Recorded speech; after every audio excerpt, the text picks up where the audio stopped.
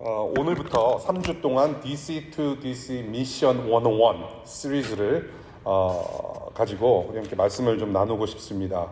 DC to DC 미션 101. 이것을 하는 목적은 첫 번째, 저희가 교회로서의 정체성을 확인하고자 함입니다. 아이덴티티가 무엇인지.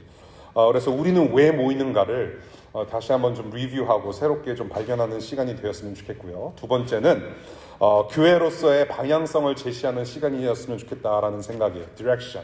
그래서 우리가 하나 되어서 앞으로 1년 동안, 앞으로 우리가 모일 때마다 우리가 가야 할 길이 무엇인지를 좀 나누고 싶다라는 생각에서 이렇게 3주 말씀 시리즈로 우리가 이제 모이게 됩니다. 첫 번째, 여러분들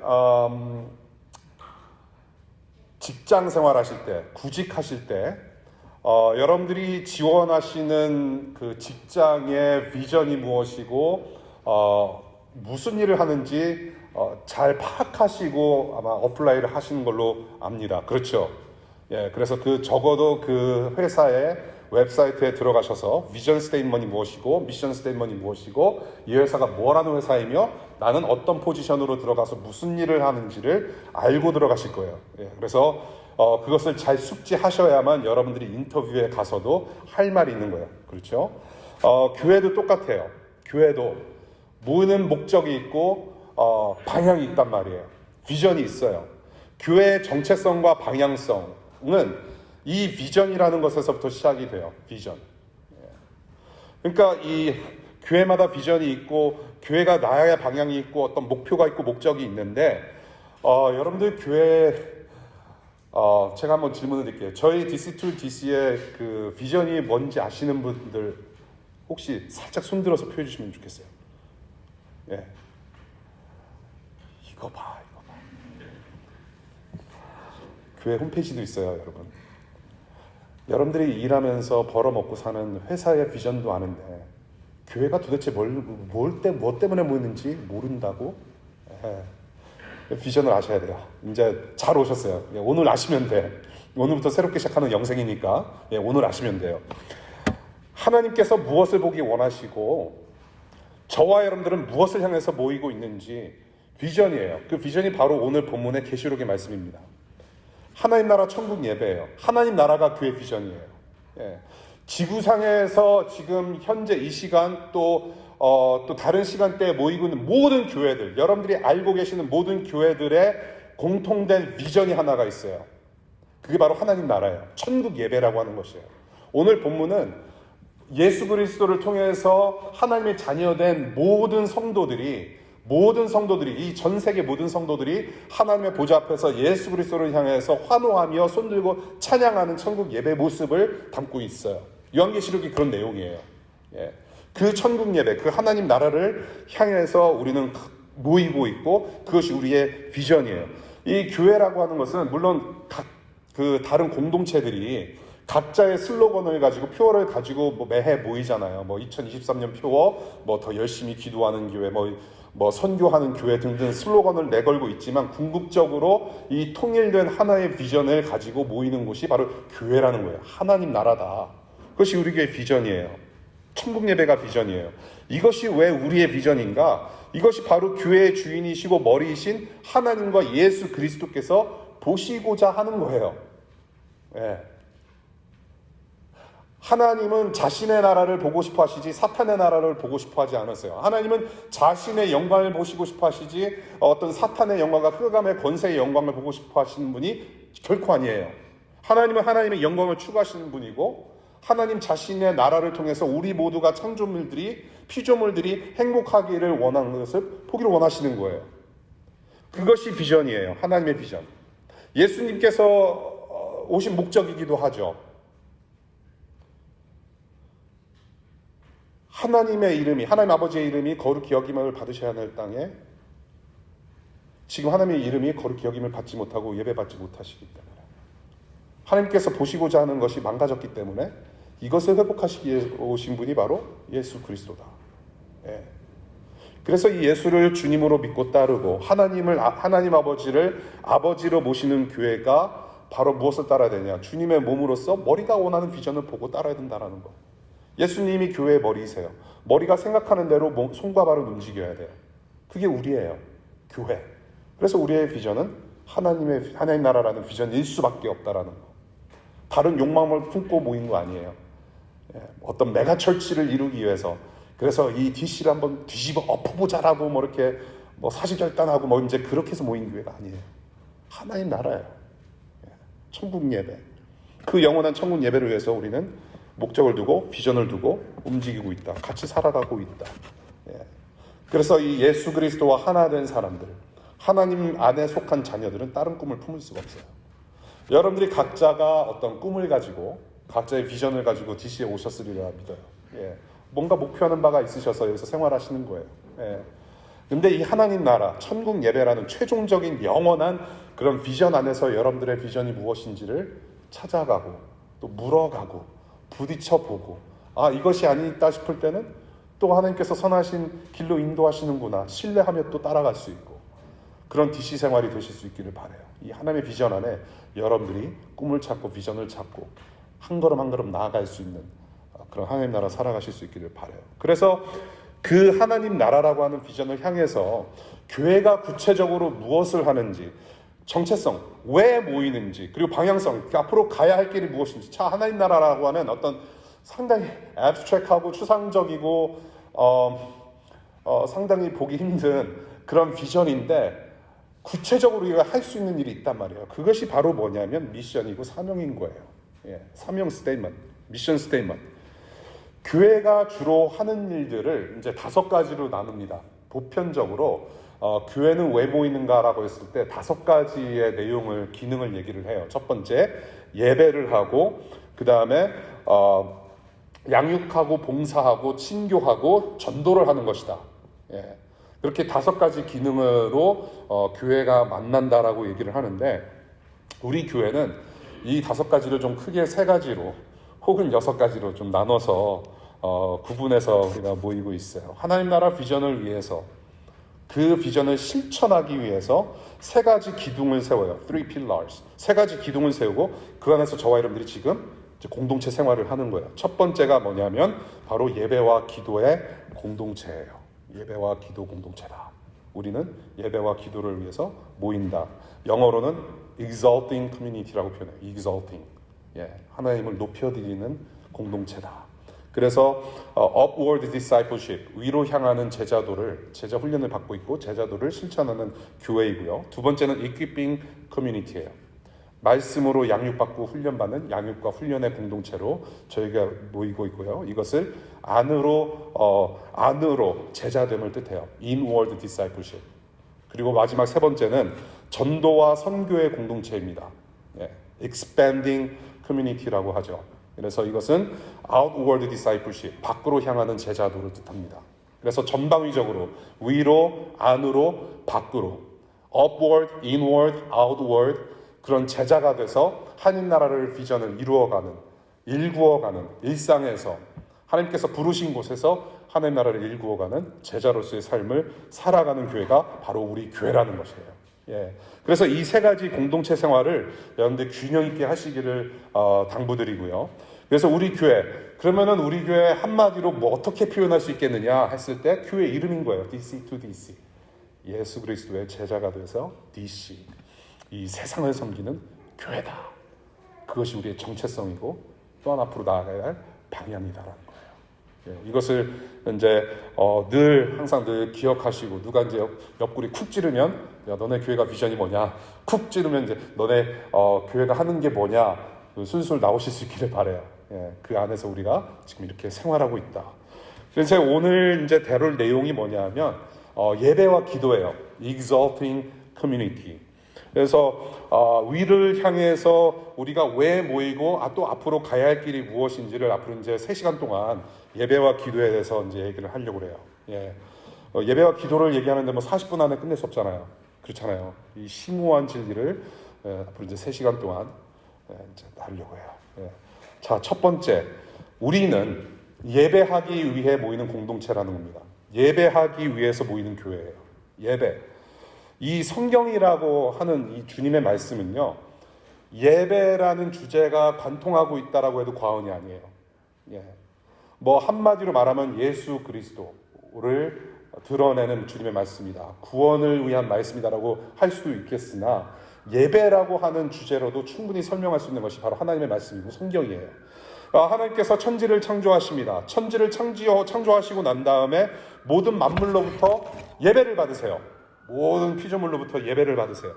그러니까 각 창조물이 각자 만들어진 목적에 따라서 기능하는 것 자체가 예배였던 거예요. 그것을 보고 하나님께서 만드신 그 창조물들을 보고 뭐라고 하셨어요? 보시기 좋았더라. looks good. 그게 바로 예배 모먼트예요. worshiping moment. 예배 받으셨어요. 각자가 나무와 새들과 별들과 사람들이 각자 기능을 하면서 보시기에 너무나도 아름다웠던 거예요. 예배였어요. 그 자체가 예배였어요. 특별히 하나님 형상으로 지어진 사람들이 있는데 이 사람들은 만물을 다스리는 하나님께서 만드신 그 모든 디테일들을 다스리는 제사장으로 부르셨어요. 하나님의 형상대로. 그래서 이 모든 만물들이 하나님을 향해서 각기 기능을 하면서 예배를 하는데 그 제일 그 예배의 최전방에서 앞자리에서 그 예배를 주관하고 하나님께 올려드리는 사람들이 바로 사람들이었던 거예요. 아담과 하와 그리고 저와 여러분들이. 생육하고 번성하고 정복하라고 했을 때 그게 예배인 거예요. 예배의 삶. 예배의 최전방에서 생육하고 번성하고 다스리면서 하나님의 선하심을 바라보면서 하나님과 동행하는 기쁨 안에서 영원토록 하나님을 예배하는 일상을 살아갔던 것이 바로 에덴 동산이었어요. 하나님이 그것을 위해서 창조하신 거예요. 그런데 그런 기능으로 하나님을 예배해야 했던 제사장 이 사람이 하나님 말씀에 불순종을 해요. 그리고 죄가 들어옵니다. 죄가 들어오면서 스스로 왕이 되어서 하나님을 향한 예배가 무너졌어요. 하나님은 이제는 예배하지 않고 이제는 내가 왕이니까 나가 나를 섬기고 내가 다른 것들을 만들어 섬겨요. 성경에 보면은 피조물을 오히려 만들어 섬긴다고 표현하죠. 하나님께서 만드신 것들이 오히려 하나님이 돼버린 거예요. 우상이 돼버린 거예요. 나무를 깎아 섬기고 금을 부어 섬기고 올해의 운세. 자, 별자리 신문 보고 이제 딱 보는 거예요. 앱 딱 켜고 올해의 운세 별들을 믿어요. 지난번에 저는 송구영신이란 말을 믿지 않아요. 송구영신 예배가 없어요. 어떤 분이 송구영신 예배를 잘하고 와가지고 새벽녘에 송구영신 예배 갔다 오자마자 단톡방에 무어를 올렸는데 올해의 운세고요. 올해의 운세. 별들을 섬겨요. 여전히 하나님을 섬기간다고 하지만 다른 걸 섬겨요. 우리는 다른 것이 하나님인 거예요. 그렇게 우리가 부패되고 어그러졌어요. 우리는 양다리 걸치기에 굉장히 능통한 능숙한 사람들이에요. 하나님을 섬긴다고 하면서도 마음은 지금도 여전히 다른 데를 향할 수 있는 그런 연약한 죄악 가득한 실정에 우리가 놓여 있죠. 하나님을 예배하는 존재들이 아니에요. 하나님을 예배하지 못하니까 누릴 복이 없어요. 누릴 은혜가 없어요. 하나님을 몰라요. 하나님을 오히려 대적해요.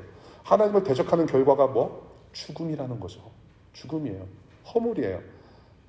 그래서 우리는 늘 죽음 가운데 살아가요. 여러분들이 받는 스트레스, 여러분들이 받는 어떤 정신적인 고통, 여러분들의 모든 질병, 우리는 그리고 무덤을 향해서 physically we die once and already we are dead in sin and transgression. We were dead. 영적으로는 이미 죽어 있는 몸이에요. 우리는 죽음 안에서 살아가요. 그래서 예수께서 이 땅에 예배를 회복하러 오신 분이에요. 예수께서 그래서 오신 분이에요. 하나님을 향한 예배가 회복되기 위해서 이 땅에 거룩히 여김을 받으셔야 할 하나님의 이름이 회복되면서 동시에 하나님의 관계가 단절된 우리를 구원하시고 죄 용서하시고 그래서 하늘과 땅의 다리가 되어서 하나님 앞으로 우리를 인도해내셔서 하나님의 자녀로서 영원토록 예배하는 하나님의 창조 목적을 이루시려고 오신 분이 바로 예수님이라는 것이죠. 그 하나님의 아들이에요. 예수님이 그래서 오셨어요. 그래서 우리가 되고 하나님이 하나님 되실 때 우리는 가장 큰 복을 누릴 수가 있는데 그 복을 주시기 위해서 그 복된 세상으로 만드시기 위해서 오신 분이 예수님이세요. 그래서 예수께서 오셨어요. 결국에는 이것은 무엇을 뜻하느냐면은 예배의 회복이라는 것, 이 땅에서 하나님을 향하는 예배가 회복된다라는 것은 곧 하나님 나라의 완성을 뜻하고 저와 여러분들의 구원의 완성을 뜻하고 더 나아가서 하나님께서 원래 창조하셨던 창조의 목적이 이루어지는 창조 목적이 완성되는 날을 뜻해요. 창조는 아직 끝나지 않았어요, 여러분. 창조는 창세기 1장에서 끝난 게 아니에요. 2장에서 끝난 게 아니에요. 완성되지 않은 나라예요. 왜? 사람들이 불순종했기 때문에. 오로지 하나님 아버지께만 순종하는, 그래서 그 안에서 순종으로 말미암아 기쁨을 누리고 영혼의 행복을 누리는 것이 하나님 나라이어야 하는데 그 나라가 아직 창조 완성이 안 된 거예요. 그런데 예수님이 그 창조를 완성하시기 위해서 오셨단 말이에요. 예. 원래 목적대로 완성하신 분, 회복하신 분이 예수님이라는 거예요. 그래서 우리가 창조를 얘기할 때 이 예수님을 통한 창조의 완성, 예배가 되고 하나님이 하나님 되시고 우리가 우리 되는 그 창조의 세계를 얘기할 때 그래서 우리는 종말을 얘기 안 할 수 없어요. 종말. 요한계시록에서 우리가 배우는 종말. 그것은 결국 뭐냐면 창조의 회복을 뜻해요. 창조 정신, 창조 세계의 회복, 창조 목적의 회복. 종말은 666 베리칩의 문제가 아니라 종말은 믿는 자들에게 있어서 좋은 거예요. 왜? 예수님을 대면하고 페이스 투 페이스 하나님을 예배하는 좋은 일이기 때문에 그게 종말이에요. 그래서 결국은 그 종말은 무엇이냐? 하나님께서 원하신 목적대로 세상이 회복되는 창조 목적이 완성되는 것이 바로 종말이며 창조다. 그것이 하나님 나라다. 그래서 그렇게 하나님을 찬양하고 그 천국이라는 스테디움 안에 한가운데 모든 죄를 뒤집어 쓰신 예수 그리스도께서만 영광 받으시는 천국 예배를 그려내고 있는 것이 바로 오늘 요한계시록 7장의 말씀인 거예요. 이것이 우리의 비전이고 그래서 우리는 예배하는 존재로 거듭난 거죠. 이 예수 그리스도를 통해서 우리는 저와 여러분들은 예배하는 존재로 거듭나게 된 거예요. 그것이 우리가 모이는 이유예요. 하나님 때문에 모이는 거잖아요. 그렇죠? 여러분들이 설마 잘생긴 저를 보고 싶어서 없겠습니까? 유튜브를 틀면 아니잖아요. 그렇죠? 과감하게 머리 흔드시잖아요. 잘생긴 얼굴은 뭐 구글이나 인스타나 그런 거 보시면 돼요. 예. 저의 잘생긴 얼굴을 보려고 온 거 아니에요. 뭐 저의 입담을 들으려고 온 거 아니에요. 하나님 때문에 오신 거예요. 그렇죠? 하나님 예배하려고. 하나님을 알고 싶어서. 하나님이라는 존재가 계시기 때문에 오신 거예요. 그래서 우리는 예배의 삶을 살게 되는 존재로 거듭나는데 두 가지 예배에 대해서 말씀을 드리고 싶어요. 첫 번째는 주일 예배 모임에 대해서 잠깐 말씀을 드리고 싶어요. 저희 교회 일주일에 한 번 가장 잘 모일 수 있는 시간, 그러나 어쩔 수 없이 1시에 모이게 되는 이 예배 모임에 우리가 이제 모이는데요. 우리를 살리신 이 예수님 때문에 예수 그리스도를 주로 시인하고 그렇게 모인 자녀들로서 하나님의 자녀들로서 우리가 하나님을 예배하는 교회로 지금 모이고 있어요. 이 예배라고 하는 것은 아무나 다 예배할 수 있는 것이 아니에요. 하나님을 아버지라 모시고 예수 그리스도를 주로 시인하면서 그 하나님의 자녀된 자들에게 주어진 어떤 특별한 특권이고 아주 기쁘게 감당할 수 있는 의무인 거예요. 예. 그러나 아직 예수님을 주로 모시지 않고 아직 하나님 아버지가 왜 아버지인지 잘 모르겠다고 하신 분들 still 잘 오셨어요. 예. 그렇게 해서 우리가 하나님의 자녀로서 하나님 아버지 앞에서 우리가 지금 예배하는 모임으로 우리가 모이고 있는데 이 자녀들이 모인 교회로서 정말로 그 예수 그리스도 나를 살려내시고 하나님의 자녀로 영원히 품으신 그 예수님의 피의 공로로 이제 매주 모여서 하나님을 기억하고 높여드리면서 예배하는 삶을 살기 위해서 말씀을 또한 듣는 모임으로 우리가 지금 모이고 있는 거예요. 예배 모임.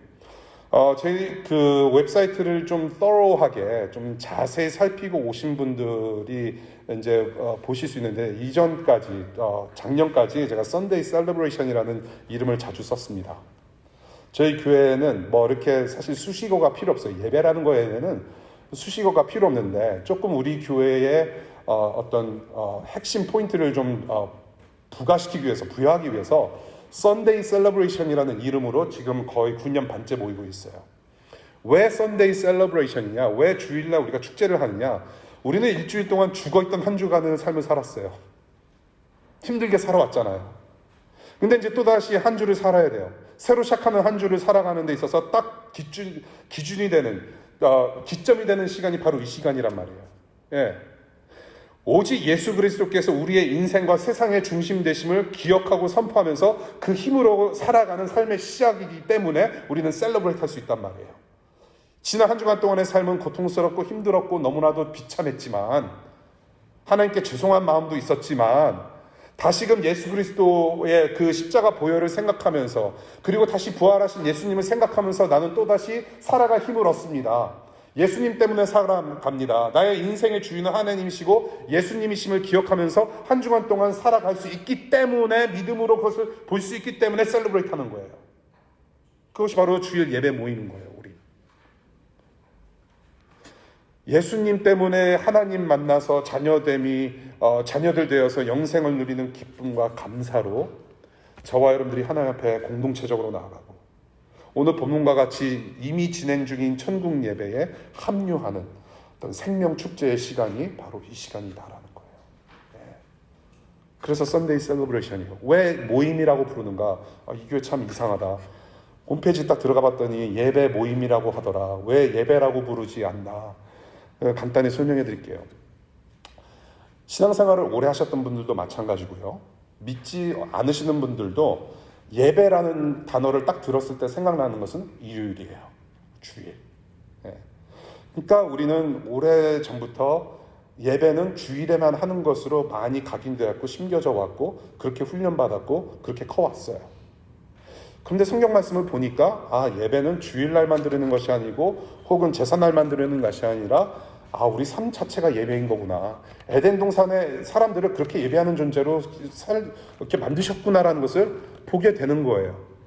예. 예배라고 했을 때 주일 예배만 생각하기 쉬워요. 역사적으로 그래왔고 전통적으로 지금 그래왔어요. 2000년 동안. 그런데 일상이 예배가 된다라는 것에 대해서는 굉장히 소홀해졌단 말이에요. 예.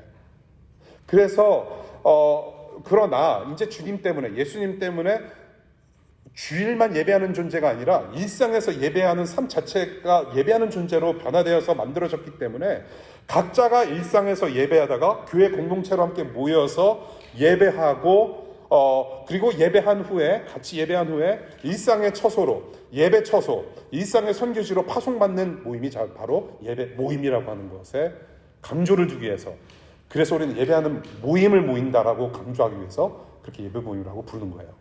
각자의 예배의 삶을 살다가 모이는 거예요. 예배자로 모이는 거예요. 딱 일요일 1시부터 2시 반까지 예배자가 아니라 그 이후 그 이전의 삶도 여전히 우리는 예배자로 살아가는 거예요. 예. 그것을 조금 더 강조하기 위해서 우리는 예배 모임으로 주일 1시에 모인다라고 표현을 하는 거죠. 예. 클리어 되셨나요? 예. 그래서 이 주일 예배 모임에 대해서 이 정도로 말씀을 드리고요. 두 번째 중요한 예배는 일상 예배예요. 그래서 중요한 거는 일상 예배입니다. 우리 로마서 12장 볼게요. 로마서 12장 1절과 2절 말씀이요. 잘 아는 말씀입니다. 여러분들이 잘 아는 말씀. 로마서 12장은 11장과 13장 사이에 있어요.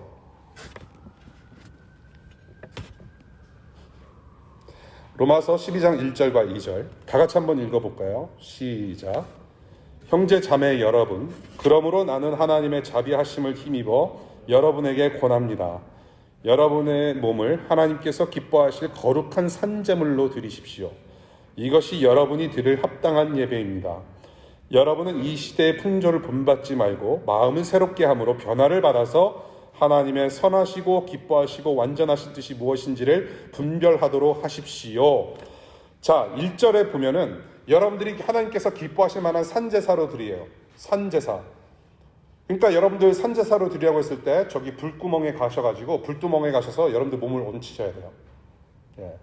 그래서 이제 태우시기를 바래요. Burn yourself as a sacrifice to God and worship that way. 그렇게 말하는 게 아니에요. 산제사와 죽은 제사가 있었는데 죽은 제사는 무엇이었냐면 바로 예수 그리스도예요.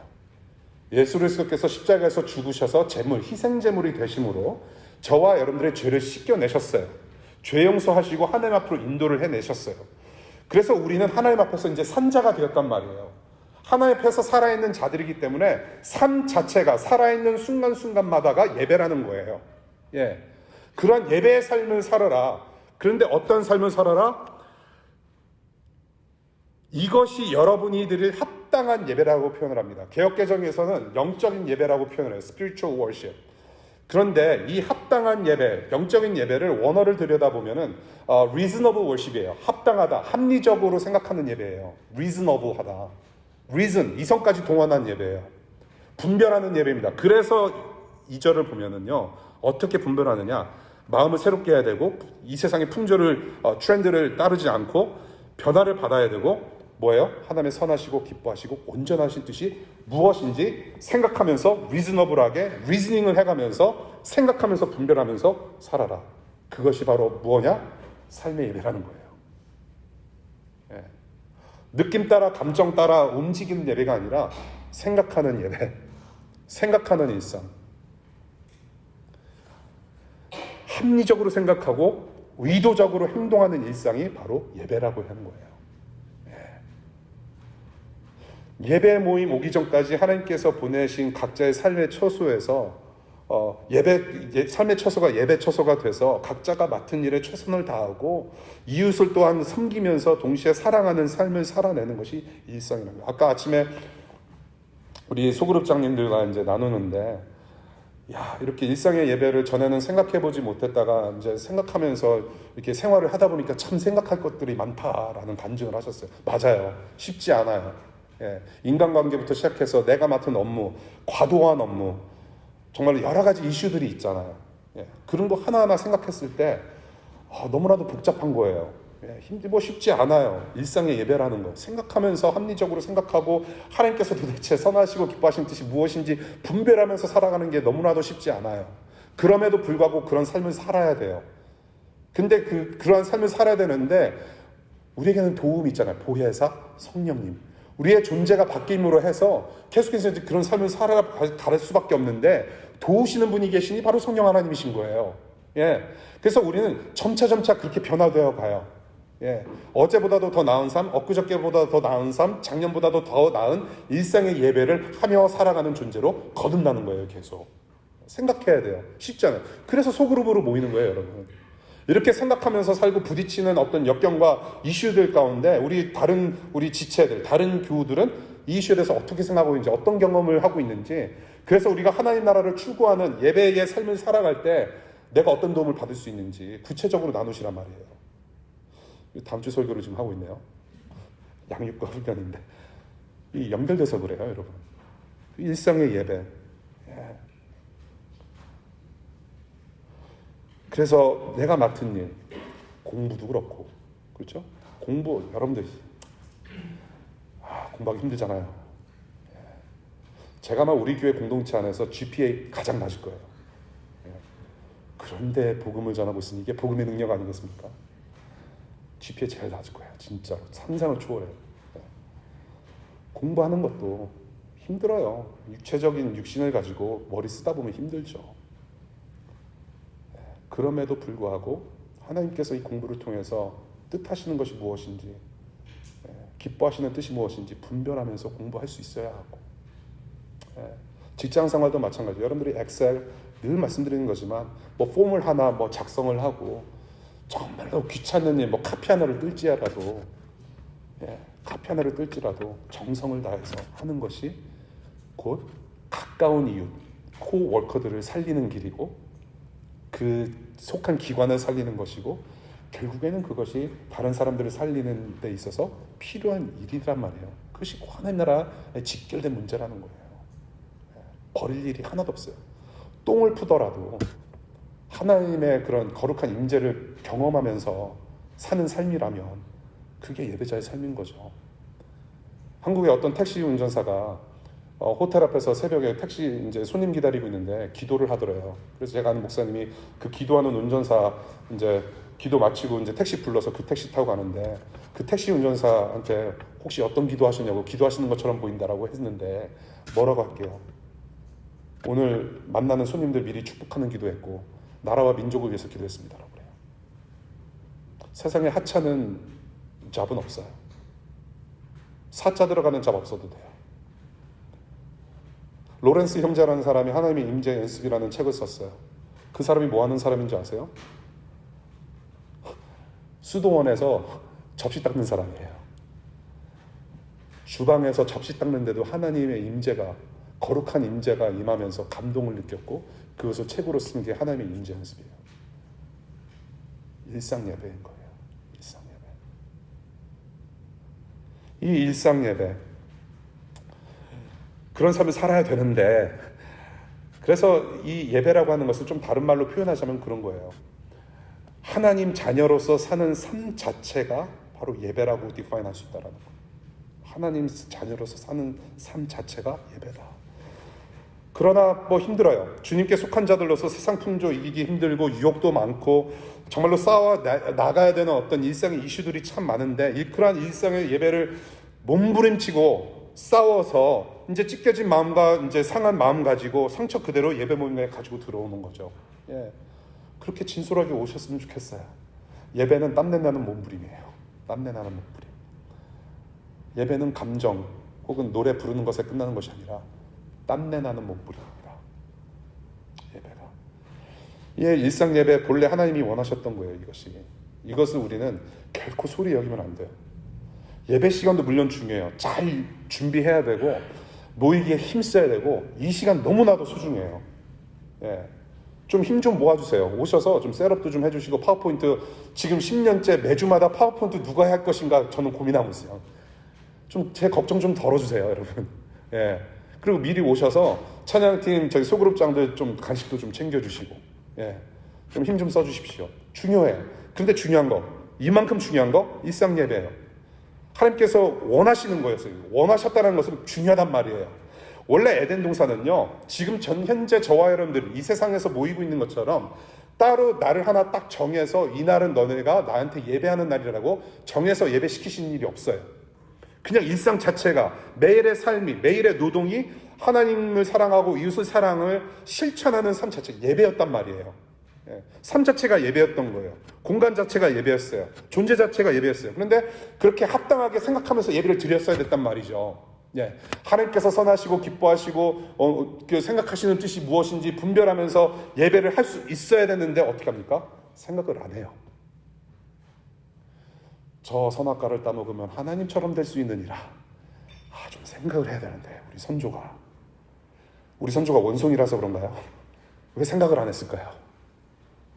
분별을 못했던 거예요. 아니다, 무슨 개소리냐. 나는 이미 하나님의 형상으로 지음받은 사람이고 개소리 좀 허튼 수작 말고 떠나라. 박살을 냈어요. 그때 뱀탕을 끓여 먹었어요. 그때 아담과 하와 한국 사람이었으면 뱀탕 끓여 먹었을 거예요. 분별하지 못했어요. 하나님을 예배하는 거 다 망가졌어요. 근데 합당한 예배가 실패하로 끝나버리니까 어떻게 계속해서 타락하면서 우리가 사람들이 이제 지나게 되는데, 그래도 하나님께서 은혜의 장치로 성전을 주셨고 성막을 주셨고 하나님을 향해서 제사할 수 있는 은혜를 주셨어요. 희생제사 바쳐라. Still 너는 하나님을 나를 예배할 수 있다라고 장치를 마련해 주셨어요. 근데 원래 저와 여러분들의 존재 자체, 일상 자체가 하나님을 예배하는 사람들로 지어졌단 말이에요. 예. 그래서 예수님은 그래서 가르치신 게 뭐예요? 하나님을 사랑하고 이웃을 사랑하라는 계명을 가르치셨어요. 그것이 바로 예배하는 삶의 기준이란 말이에요. 하나님을 예배하는 방법, 하나님을 사랑하고 이웃을 사랑하라는 방법을 주신 거예요. 예배하는 방법. 그래서 성전을 무너뜨리셨어요. 그래서 성전이 무너지고 예수님을 통해서 매일같이 예배할 수 있는 삶을 살게 하셨단 말이에요. 어떻게? 하나님을 사랑하고 이웃을 사랑하는 일상의 삶. 예. 여러분들 창세기 20장을 보면은 엄청난 사건이 벌어져요. 여러분들이 잘 아는 사건인데, 소돔과 고모라가 망하는 사건입니다. 소돔과 고모라가 창세기 20장에서 망해요. 소돔과 고모라 하면 여러분들이 생각나는 게 떠오르죠. 뭐예요? 수근수근대요. 자신 있게 좀 해요. 동성연애. 소돔과 고모라는 동성연애 때문에 망했다라는 아주 이상한 근거를 들어서 설명을 해요, 사람들이. 네. 동성연애 때문에 망한 거 아니에요. 이사야서 1장을 보면 동성연애 자체가 문제가 돼서 망한 것이 아니라, 이사야서 1장은 너네들이 화려하게 제사를 하고 있다. 근데 화려한 제사가 필요 없다. 동시에 말씀하신 게 뭐냐면 너희들의 경제적인 탐욕을 봐라. 그 경제적인 탐욕 때문에, 물질적 탐욕 때문에 너희들이 배가 불러서 과부와 고아들을 돌보지 못하고 이웃을 사랑하지 않은 일상 예배가 무너졌기 때문에 너네들은 망했다라고 진단을 해요. 예, 결국에는 돈이에요. 예, 돈으로 비롯된 사람들의 탐욕과 이웃들을 둘러보지 않은 그런 사랑 없는 일상 예배가 무너졌기 때문에 망할 수밖에 없었다라는 거예요. 예. 이것이 진실인지 아닌지를 살펴보시려면 이사야서 1장을 꼭 읽어보시기 바라요. 지금 다 읽어볼 수가 없어요. 이제 2시간 남았습니다. 일상 예배가 무너져요. 이스라엘 민족이 해야 할 일을 하지 않아요. 하나님을 사랑하고 이웃을 사랑해야 되는 사람들이 그 사랑해야 할 일을 하지 않아요. 예배가 무너진 거예요. 여러분들 이벤트적으로 뭔가를 하는 거는 쉬워요. 예. 일시적으로 누구 감동 주는 거 쉬워요. 제가 이벤트 전문가거든요. 제 아내한테 엄청나게 점수를 땄어요, 그걸로. 그런데 일상에서 이제 부딪히면서 생활을 하다 보니까 사랑은 이벤트가 아니구나. 힘들어요. 일상에서 사랑하는 거 힘들어요. 예. 일상에서 계속해서 지속적으로 같은 마음 품고 그 사람을 섬기고 사랑하는 게 힘들어요. 이벤트는요. 여러분도 혹시 이벤트 필요하시면 저한테 come to me. 무료로 상담해 드릴게요. 일상으로 사랑하는 거 쉽지 않아요. 정말 힘들어요. 하나님께서 받으시는 예배, 이벤트적으로는 한번 잘할 수 있어요. 그러나 그 예배 중심을 아시는 하나님은 그 예배 받지도 않으시겠다라고 하시는 무서운 말씀을 어디서 하시냐면 이사야서 1장에서 하세요. 그래서 하나님께서 받으시기 합당한 일상 예배를 잘 살아내기 위해서 필요한 것이 바로 다음 주 주제인 말씀이에요. 양육과 훈련. 그리고 이 말씀을 가지고 일상을 살아내는 삶을 충실히 살아갈 때에 나타나는 결과, 일상 예배로 나타나는 결과와 열매는 무엇이냐? 바로 하나님의 선교로 이어져요. 네. 이 주일 예배 모임과 일상 예배 둘 다 중요해요. 둘 다 중요해요. 이 삶 자체가 예배하는 자녀로 여러분들 거듭나실 수 있기를 바라요. 예. 비록 이 땅에서 발붙이고 살지만 이미 저와 여러분들은 하늘에 속해서 천국 예배에 참여하는 사람들로 살아가는 천국의 시민권자들이에요. 예. 저는 그래요. 이 예배 모임이 저는 부활절 예배였으면 좋겠다. 우리는 절기를 지키지 않지만 정말로 예수님께서 다시 사셨다라는, 생명력 되신다라는 것을 좀 기쁘게 힘있게 모이는 예배 모임이었으면 좋겠다는 생각이 들어요. 한 주간 동안 우리는 죽어 살아왔잖아요. 예.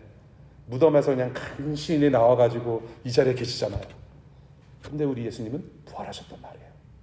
새로운 생명, 우리가 기뻐할 수 있는 새로운 생명이 있다라는 거, 그 믿음으로 또 한 주간 살아갈 수 있단 말이에요. 그런 예배 모임이 됐으면 좋겠어요. 우리들의 일상의 예배 성탄절이 되었으면 좋겠어요.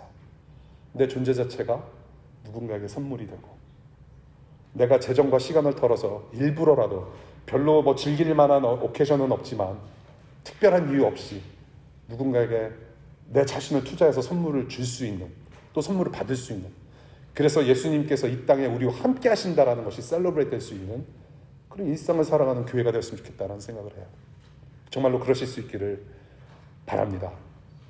이제 두 번째 기도에 대해서 이제 1시간 반 동안 얘기를 할 건데 시간이 너무 지나갔으므로 너무 아쉬워요. 그냥 할까요? 준비한 대로? 지금 한 1000명 중에 한 분만 끄떡끄떡 하셨어요. 간단히 말씀드릴게요. 두 번째는 저와 여러분들은 기도하는 교회로 모이고 있습니다. 기도하는 교회. 예배하는 것은 관계성이에요. 하나님 아버지와 자녀들의 만나는 시간이 예배라고 한다면 이런 예배 삶을 살 때 구체적으로 은혜의 방식을 주신 소통의 방식이 뭐냐면 기도예요. 기도는 관계성이에요. 여러분들 기도하면 뭐가 떠오르세요? 기도하면 제가 기도할 때 생각나는 것은 저처럼 등치 큰 사람들이 떠올라요. 기도. 그래서 클럽 앞에 서 있는 기도. 여러분 죄송합니다. 분위기를 좀 순환시킬 필요가 있어요. 앞으로 2시간 동안 떠들잖아요. 기도할 때 뭐가 떠오르세요? 가장 먼저 떠오르는 단어가 아마 응답이실 거예요. 응답. 내가 기도했으면 하나님께서 응답하실 거라는 믿음으로 여러분들 기도하시잖아요. 그런데 저는 기도라는 이슈로 이야기 말씀을 나눌 때마다 등장하는 소품이 하나 있어요. 뭐냐면 자동 판매기라는 거예요. 우리 하나님은 과연 자동 판매기이신가? 내가 500원짜리 기도를 넣었으면 500원짜리 기도가 나와야 되는 것인가? 내가 1000원짜리 기도를 넣었는데 왜 1000원짜리 응답은 안 주시고 아무것도 안 주실 뿐더러 1000원짜리 넣었는데 20원짜리 제품만 나온단 말이에요. 네. 그것이 과연 성경에서 가르치는 기도이며 하나님께서 시키시는, 부탁하시고 명령하시는 기도의 모습인가라고 했을 때 저는 좀 의심스러워요. 응답이라는 말이 가장 먼저 떠올라요. 분명히 하나님께서는 다 들어주신다고 약속을 하셨는데 왜 응답하지 않으시는가? 그리고 왜 더러는 침묵하시는가?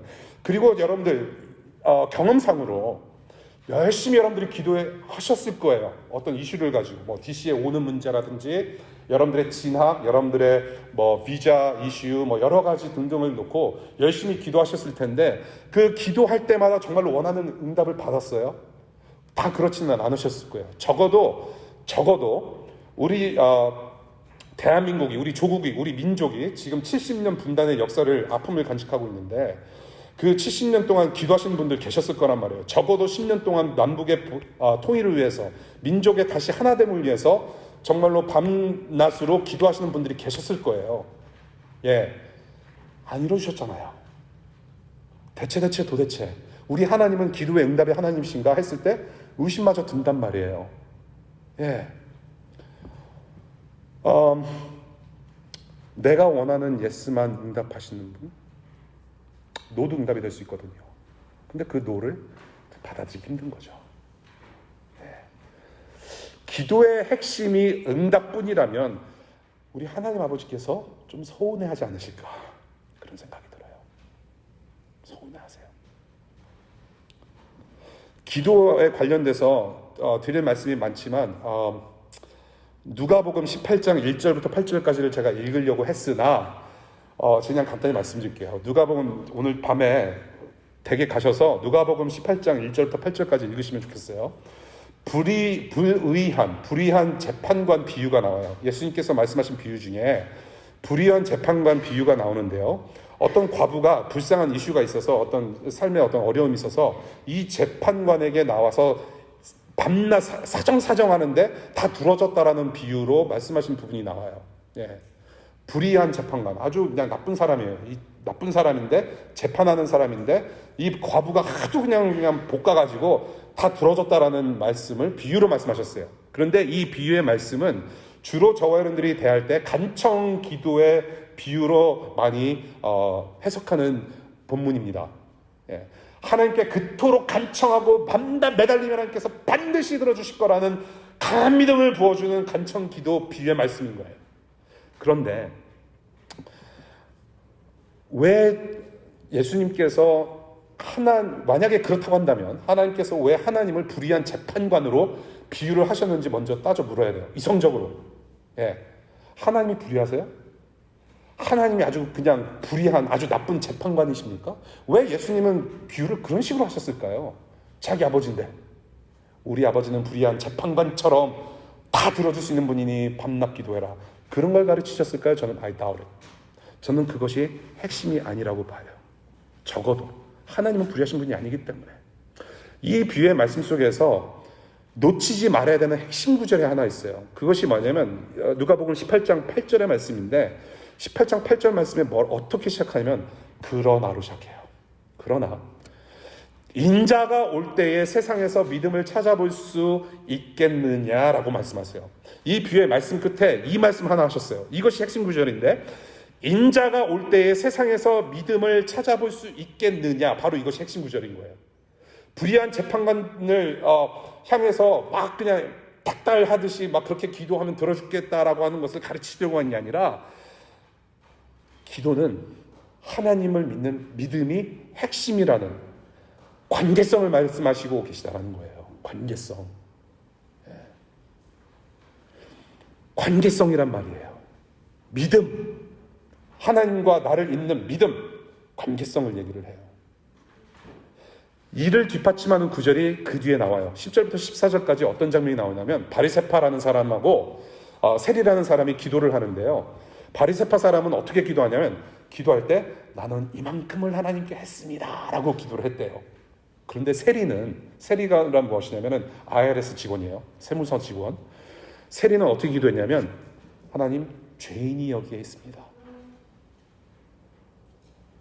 죄인이 여기에 있습니다. 이것을 어떻게 칭찬하셨어요, 예수님이? 누구의 기도를 칭찬하셨나요? 세리의 기도를 칭찬하셨어요. 세리의 기도. 내가 죄인입니다라고 기도하는 것이 더 낫다. 결국에는 뭐냐? 여기서 기도의 핵심을 가르치신다라고 저는 봐요. 기도의 핵심은 밤낮 울부짖고 그러는 거가 아니라 관계성이다라는 거. 관계다. 하나님과의 관계성을 말씀하세요.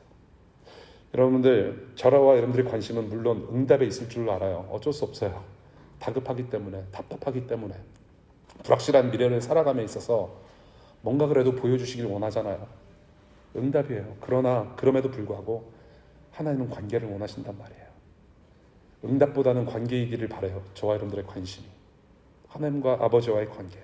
내가 간청하지 않더라도 하나님 아버지는 내 마음을 아시고 내 필요를 아시는 분이십니다.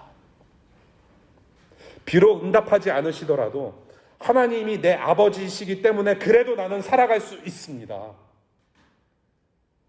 비록 내가 원하는 방향은 아니지만 하나님 아버지께서 선하게 인도하시는 분인 줄로 믿습니다. 아니, 왜냐하면 하나님은 내 아버지시기 때문에. 비록 내 뜻대로 돌아가는 삶이 아닐지라도 그 하나님을 믿음으로 붙드는 관계. 여전히 그 하나님을 하나님으로 인정하는 마음으로 하나님 앞에 나아가는 믿음의 기도 하실 수 있기를 바라요. 그래서 여러분들, 기도가 왜 힘드냐라고 했을 때 시간 정해서 앉아서 기도하는 게 너무 힘들어서 그럴 수 있어요. 기도는 물론 그것도 중요하고 하셔야 하지만 하나님은 24/7, 365 액세서블 하세요. 언제든지 한마디로도 기도할 수 있는 거예요, 여러분. 하나님 아파요. 하나님 고마워요. 감사해요. 하나님 내가 기분이 좋아요. 하나님 정말 나 힘들어서 죽겠는데 이 상황에서 내가 어떻게 하면 좋겠습니까? 하나님, 내가 비자가 안 나오는데 하나님 선하신 분이기 때문에 여기에 내가 비자가 안 올지라도 내가 어디를 가든지 나는 하나님의 자녀로서 살아갈 수 있습니다. 그런 믿음을 좀 주십시오. 도와주십시오. 그런 믿음으로 살아갈 수 있도록 도와주십시오. 언제든지 액세스하면서 하나님 앞에 나갈 수 있단 말이에요. 팀 켈러가 말하죠. 우리 하나님은 어떤 분이신가? 새벽 3시에 아빠 목말라 물 좀 갖다 주세요 하라고 액세스가 가능한 분이 바로 우리 하나님 왕이시라는 거예요. 누가 왕한테 감히 3시에 물 떠달라고 왕한테 누가 감히 요청을 합니까? 죽으려고? 아니잖아요. 우리 하나님 아버지는 왕이신데 새벽 3시에도 아빠 나 목말라요. 도와주세요. 도움을 요청할 수 있는 분이란 말이에요. 관계성. 하나님 아버지와 이 기도라는 어떤 은혜의 수단을 통해서, 통로를 통해서 관계가 더 치밀해지고 여러분들이 밥 드시는 만큼, 여러분들이 호흡하시는 만큼 기도하실 수 있기를, 그런 교회 될 수 있기를 바랍니다. 예, 이제 말씀 맺을게요. 이제 한 30분 남았어요. 이제 결론을 30분 얘기해야 돼요. 예배와 기도, so what? 구체적으로 이제 저와 여러분들이 좀 실천했으면 좋겠어요. 예, 새해 거의 이제 처음이기도 했고, 8가지인데 빨리 갈게요. 이거 실천이 중요해요. 한 교회 가족으로서 우리가 살아갈 때 반드시 우리가 좀 같이 힘써야 될 부분. 첫 번째, 여러분들 각자 맡겨진 일에 성실하게 일하시기를 바라요. 일상의 예배. 힘들어도 하셔야 돼요. 힘들어도 하셔야 돼요. 그릇 하나 닦더라도, 육아를 하더라도, 학업 공부를 하더라도, 업무 작은 일 하나라도 소홀히 대하지 마시고 주님께 하듯 하시고, 기회 닿을 때마다 봉사하며 사랑으로 이웃들을 대하실 수 있기를 바라요. 이 일상의 예배가 중요합니다. 그래야지 우리가 주일 예배 모임 나와서 하나님께 떠들 얘기가 있어요. 하나님, 나 이만큼 살았는데 너무 힘들었어요.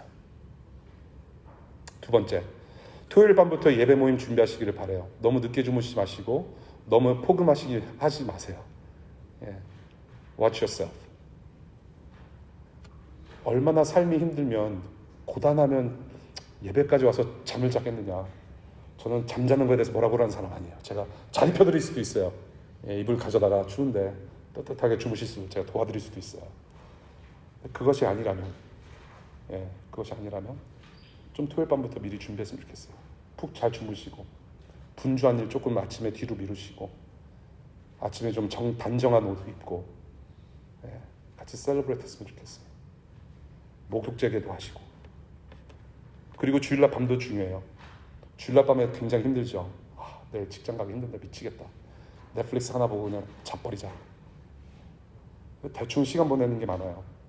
물론 그것도 필요해요. 우리는 연약함을 지니고 태어난 사람들이기 때문에.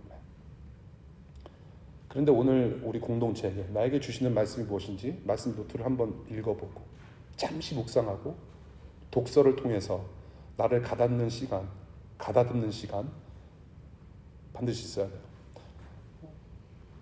제가 소속되어 있던 미국 교회 목사님이 자기가 목회하면서 가장 보람되었던 일 중에 하나가 이거다라고 말씀하신 게 있는데, 월요일 아침에 예배 끝나고 월요일 아침에 스타벅스를 가서 커피를 시키고 있는데 저쪽 편에서 자기가 아는 자기 교회 교인이 설교 노트 성경책 펴놓고 어제 들은 말씀 노트를 계속 공부하면서 묵상하고 있더라.